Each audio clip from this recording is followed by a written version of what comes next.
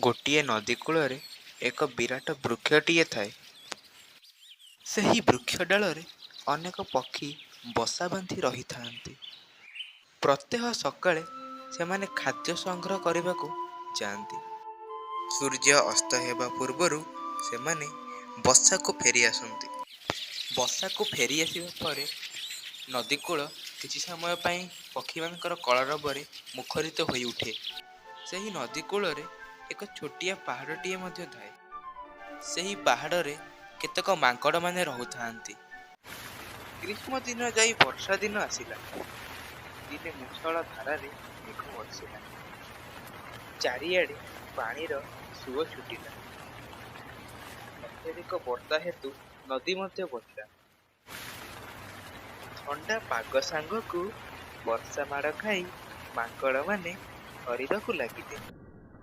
ଶେଷରେ ମାଙ୍କଡ଼ମାନେ କୌଣସି ଉପାୟ ନ ପାଇ ବୃକ୍ଷମୂଳକୁ ଆସିଲେ।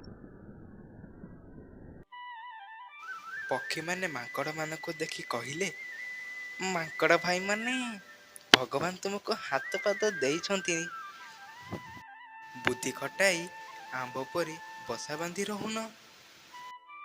ଏମିତି ଚାରିଆଡ଼େ ବାସଘର ହୋଇ ବୁଲୁଥିବାରୁ ତମେ ଖରା, ବର୍ଷା, ଶୀତ, କାକର ସବୁ ସହି ଯାଉଛ। ପକ୍ଷୀମାନଙ୍କର କଥା ମାଙ୍କଡ଼ମାନଙ୍କୁ ଖୁବ୍ ଆଘାତ ଦେଲା। ତାଙ୍କ ଭିତରୁ ଜଣେ ମାଙ୍କଡ଼ ରାଗିଯାଇ କହିଲା, ଆମ୍ଭମାନଙ୍କର କେମିତି ବୁଦ୍ଧି ଅଛି, ତମେ ଠିକ୍ ଦେଖିବ ରୁହ।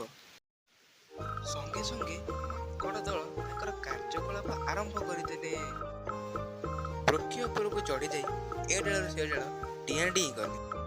ଫଳରେ ଗଛରେ ବସା ବାନ୍ଧିଥିବା ପକ୍ଷୀମାନଙ୍କର ଗୃହ ନିମିଷକ ମଧ୍ୟରେ ଭାଙ୍ଗିଗଲା।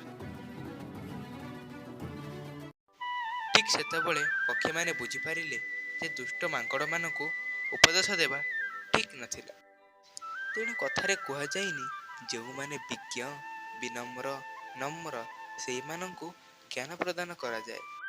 ତେଣୁ ସାଙ୍ଗମାନେ, ଏହି ଗପର ଅନ୍ତତଃ ଆମେ ଏହି ଶିକ୍ଷା ଲାଭ କଲେ ଯେ ମୂର୍ଖ, ବୋକା ବ୍ୟକ୍ତିଙ୍କୁ ଉପଦେଶ ପ୍ରଦାନ କରିବା ଦ୍ୱାରା ସେହି ବ୍ୟକ୍ତିର କିଛି ଲାଭ ହୋଇନଥାଏ, ବରଂ ଉପଦେଶ ପ୍ରଦାନ କରିଥିବା ବ୍ୟକ୍ତିର ହିଁ କ୍ଷତି ହୋଇଥାଏ।